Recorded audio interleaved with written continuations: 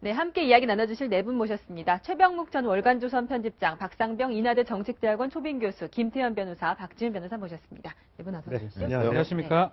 네, 세월호 사고 초기 대응도 실패했지만 이 이후 수사도 외압에 시달리고 제대로 하지 못했다는 얘기가 나오고 있습니다. 특검의 수사 대상이 될 가능성도 있어 보이는데요. 어떻게 수사 제대로 못했나 하나씩 살펴보겠습니다. 네, 먼저 첫 번째, 바로 대통령의 얼굴입니다. 대통령의 얼굴에 수상한 구멍이 있다. 세월호 참사 전 4월 15일 국무회의 때 대통령의 얼굴을 한번 보겠습니다. 이 당시의 얼굴을 보시면요. 이 당시 얼굴과 참사가 일어났던 이후 21일 사이의 얼굴을 비교해 보면요. 21일 얼굴을 보면은 지금 무엇인가 저기 저런 수상한 구멍이 점이 있어요. 점처럼 네. 보이지만 조금 큰 점보다 네. 좀 주사 바늘로 의심할 그렇죠. 만한. 분명히 선명한 15일 날 지금 나오는 사진에는 아무도 없습니다. 네. 네. 참사 전날이죠, 15일이. 점이라고 보기는 어렵고요. 네. 빨간 주사 바늘 꼽은 그런 구멍 같은 걸로 보이는데 네. 그게 이제 전문가들의 얘기에 따르면 리프팅, 실리프팅이라고 이제 피부를 당기는 어떤 시술이 있습니다. 그거에 들어가면 저런 자국이 남을 수가 있기 때문에 네. 네. 그럴 가능성이 있어 보이기 때문에 혹시 4월 15일 날 없었고 16일 세월호 사건이 났지 예. 않습니까? 21일, 그 16일하고 21일 사이에 혹시 리프팅 시술을 받은 거 아닌가? 예. 의혹이 지금 제기된 상황입니다. 근데 4월 16일 날 5시 15분에 중대본에 갔잖아요. 예. 그때도 찍힌 사진이 있거든요. 예. 그때 사진에는 저게 없을 거예요. 아하. 그러니까 16일도 아닌 것 같다. 그럼 그러니까 17일부터 21일 사이. 21일 사이다. 이렇게 그렇게 보는 게 합리적인 추론 같아요. 만약 그렇다면 한참 그 시신 인양과 수습이 이루어지고 있는. 초창기죠. 아직, 예. 아직 시신 인양을 생존을 했을 수도 있다는 얘기가 나왔어요. 있다는 네, 얘기가 72시간 이런 얘기가 네. 나오는 그 그래서. 무렵이었거든요. 그 무렵에 했다니까 17일부터 21일 사이가 가능성이 네. 높다. 이렇게 봐야죠. 국민들은 그 대목을 아마 더 분개할 것 같아요. 네. 온 국민이 통곡하고 있을 때, 또 혹시라도 한 명이라도 구조할 수 있을까 말까, 네. 그 절박한 상황에서 대통령께서는 저런 시술을 받았다? 이 국민 용납할까요? 그러니까 오히려 더 상황이 악화되고 있는 것 같아요. 네. 그러니까 지금 세월호 참사 저 때만 하더라도 16일이나 21일 정도 되면은 온 국민이 그야말로 절박한 마음으로 지켜봤을 때 네. 대통령은 절박하지 않고 피부 시술을 받았습니다. 네. 이거 어떻게 볼까요? 아마 그게 더 대통령한테는 최악의 상황으로 갈 수도 있는 대목입니다. 네, 최순실의 단골병원 김영재 원장은 이 대통령의 멍자국에 대해서 이렇게 얘기했습니다. 함께 들어보시겠습니다. 이 주사 자국을 보면은 이게 매선방지에 실 리프팅을 시술한 것으로 보이는데 어떻습니까? 그렇게 보입니까? 그럴 수도 있고 또 아니면은 뭐 필러일 수도 있고 확실하지는 않습니다. 예. 그렇죠.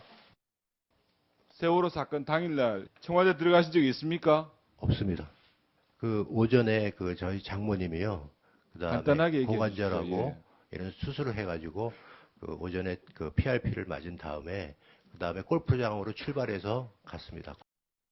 그러니까 그동안에는 그 필러를 맞았다. 또는 뭐 머리를 했다. 그러니까 지금 드러나 확인된 것만 하면 혼자 밥을 점심에 먹은 것과 그다음에 그 머리 하시러 하는 분들이 들어온 거, 그거는 확인이 됐고요. 네. 지금 그 안에 뭐 필러를 맞았는지 아니면 실시술을 땡겼는지 또는 뭐 프로포폴을 처방받았는지 등등은 아직 확인되지 않고 있습니다만 네. 저 화질에서 드러나는 저 점 때문에 저 구멍 때문에 지금 분명히 조금 더 큰 공사가 큰 시술을 한 것이 아니냐는 지금 의혹이 지금 다시 한번 제기되고 있는 겁니다. 그렇죠. 근데 문제는 시점인 거죠. 예. 어떤 실 리프팅 했다. 뭐 대통령은 성형수술을 했다. 할 수도 있다고 봅니다, 저는.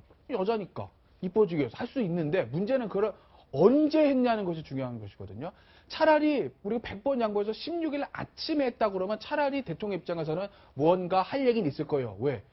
그때 우리는 글씨 몰랐다. 그때 다 구조됐다고 보도가 나와서 그래서 내가 했어. 미안합니다. 라고 하면 그래도 비난을 받겠지만 조금 변명할 여지는 있는데 네. 문제는 그게 아니라 아까 최병훈 편집장께서 지적하신 대로 17일부터 21일 그 사이에 했다라고 하게 되면 그땐 정말 모든 국민이 이 학생들이 정말 어떻게 될까 한 사람을 더 구할 수 있지 않을까 그럴 때 아니겠습니까? 기대를 하고 그렇죠. 있습니다. 네. 뭐 그때는 뭐 음식점이고 술집이고 다 썰렁했습니다. 네. 아 지금 나라가 이런 분위기로 밤에서 술 먹고 돌아다닐 수도 없고 모든 국민이 그런 와중에 대통령께서 만약에 그때 어떤 피부 미용 시술을 받았다고 하게 되면 글쎄 그 비난은 대통령이 이제까지 받았던 비난 이상의 예. 비난이 쏟아질 거예요. 만약 이것이 사실로 발견된다면. 예. 그런데 저희가 지금 김영재 원장이 이 정말 그 세월호 참사 당일에 청와대에 갔냐 안 갔냐 그렇죠. 계속 이런 의혹이 제기되고 있는데 이 세월호 참사 당일에 이 김영재 원장 진료기록부 서명이 평소 원장 서명이랑 또 다르다는 다르죠. 얘기가 어제 처음 나왔어요. 여러 가지 네. 얘기가 나오고 있는데 김영재 원장이 서명할 때 사인하고 네. 원래 서명할 때는 김자할 때 그 밑에 미음을 많이 늘어뜨리는데 김자를 정자로 지금 나오고 있습니다. 예. 4월 16일 날 정자를 보면 네. 정자로 아주 뚜렷하게 김자 미음을 쓰는 예. 모습이 네. 보입니다. 다른 게 아닌가. 그리고 결국은 2월 13일 날 프로포폴 관리대장하고 4월 16일 날 썼던 그 필자가 같은 거니까 예. 네. 평소 김영재 원장 서명하고 다르고 예. 2월 13일 것 같으면 저거는 딴 사람, 뭐 간호사라든지 음. 딴 사람이 서명한 게 아닌가 예. 그런 정말 다르네요. 의혹이 되고 있는 상황입니다. 그러니까 김영재 네. 원장은 본인이 아주 빨리 흘겨 쓰는 스타일이고 옆에 네. 누군가를 시켜서 4월 16일 세월호 참사 당일 서명과 프로포폴 관리대장은 누군가를 시켜서 그냥 똑같이 김자라고 적었다. 그런 의혹이 지금 있다는 네. 거잖아요. 그렇죠. 그러니까 이제 저게 상당히 의심스럽죠. 우리가 예. 육안으로 봐도. 근데 이제 우선 글자가 한 글자고, 근데 한 글자 가지고서 다 판단할 수는 없지만, 그리고 그 일상적으로 사실 지금 의원 같은 데 가보면 실제 저런 프로포폴 관리대장 같은 거 있잖아요. 이렇게 예.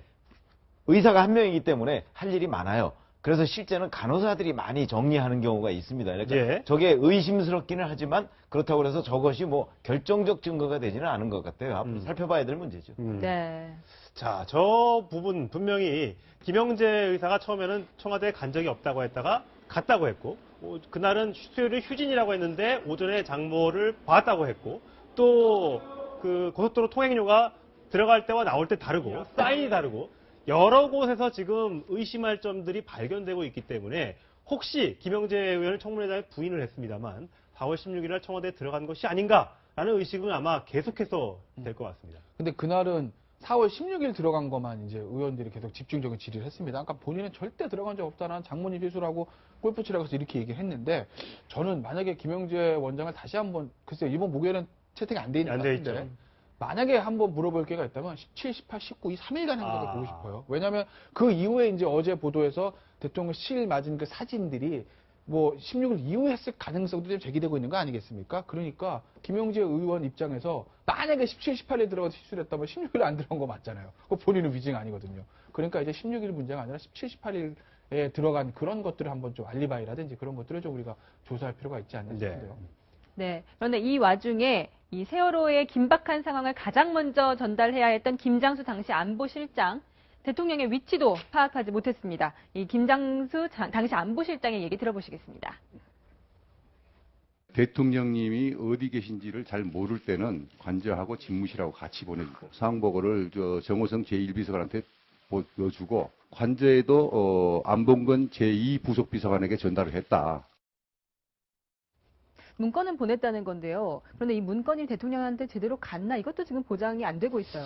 아니 그래서 자, 대통령의 문제가 우선 가장 커요. 예. 대통령이 어떻게 저럴 수가 있느냐 하는 문제가 크고 그 다음에 그에 못지않게 저는 안보실장이나 비서실장의 문제가 크다고 봅니다. 네. 우선 자 대통령이 어디 있는지 모르면 알아봤어야 되는 거 아니겠어요. 네. 전화 한 통화씩만 해주면 대통령이 어디 있는지 금방 알고 있잖아요. 그 다음에 자 이 문제가 정말 심각하다는 걸 안보실장이나 비서실장이 알았다면 그러면 대통령이 우선 이 문건은 꼭 봐야 된다. 왜냐면 보내놓고만 그냥 뭐 받는지 안 받는지 모른다 이렇게 얘기하는 건 곤란한 거죠. 그건 자기 책무를 다했다고 할 수가 없거든요. 그러니까 이걸 꼭 봐야 된다는 지는 보고 나서 대통령이 어떤 조치를 취해야 한다는 것까지도 비서실장과 안보실장은 얘기를 해줘야 된다고 네. 봅니다. 근데 그거 안 하고 정말 아무런 영혼 없이 일했다. 뭐 결국 그 얘기밖에 안 되잖아요. 지금 예. 장수 안보실장 대단히 부적절한 행동이었다 이렇게 봅니다. 저는 화가 나는 대목이요.